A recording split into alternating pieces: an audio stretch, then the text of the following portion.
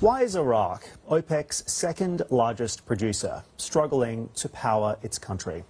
A nationwide blackout was announced this week after rising temperatures of up to 50 degrees in the capital of Baghdad pushed demand on the electricity grid to unprecedented levels.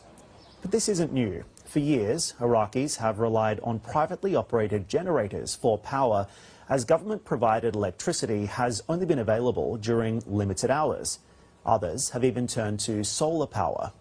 The Iraqi government has struggled to provide its citizens with reliable energy since the 2003 US-led invasion of Iraq, after which the fall of Saddam Hussein and the ensuing turmoil left the national grid unable to cope with demand due to underinvestment and mismanagement.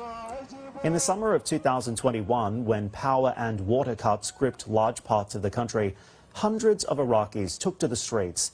And this year, just last month, power cuts sparked protests across the country amid this extreme heat. Iraq is also heavily dependent on Iranian natural gas imports to generate power. But President Donald Trump's administration rescinded a waiver that allowed Iraq to pay the neighboring Islamic Republic for power as part of America's maximum pressure campaign against Tehran. So how did we get here, and where are we going? Jessica Obeid is head of energy transition at SRMG Think. She joins me live now from London. Jessica, as you've been explaining this week, Iraq's power crisis has been years in the making. Would you say we're now at breaking point? I hope we're at a turning point, and we're seeing a lot of measures from the government to change that. And we've had chronic power shortages in Iraq that have been going through for the past several decades. There are several measures now to increase power generation capacity, and the biggest issue, at least the most evident issue in Iraq's electricity sector, is the big mismatch between electricity demand and power generation. So we have an available power generation capacity at almost 28 gigawatts, and this past week, as temperature have reached 50 degrees Celsius in some cities in Iraq, we've seen demand shoot to almost 55 gigawatts. So there's a significant mismatch, also a quite unsustainable electricity demand increase in electricity demand that's also contributing to that. And there are so many underlying factors beneath all of that.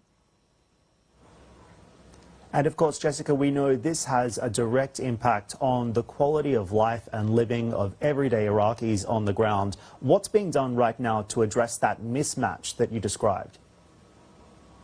So the government has been focusing on adding power generation capacity, and we've been seeing momentum. 1 gigawatt to 2 gigawatt have been added annually. But that's not enough, because also a key problem in Iraq's power sector is that there are quite significant losses. Almost 50%, and sometimes it has reached more than 50% of the electricity that's generated is going in losses in transport and distribution. So 50% is quite a big figure. Additional gigawatts of capacity, if the collection and the issues on the grid, technical losses, non-technical losses are not going to be addressed efficiently, that's also going to mean that the power that's being added is not going to be distributed to the consumers.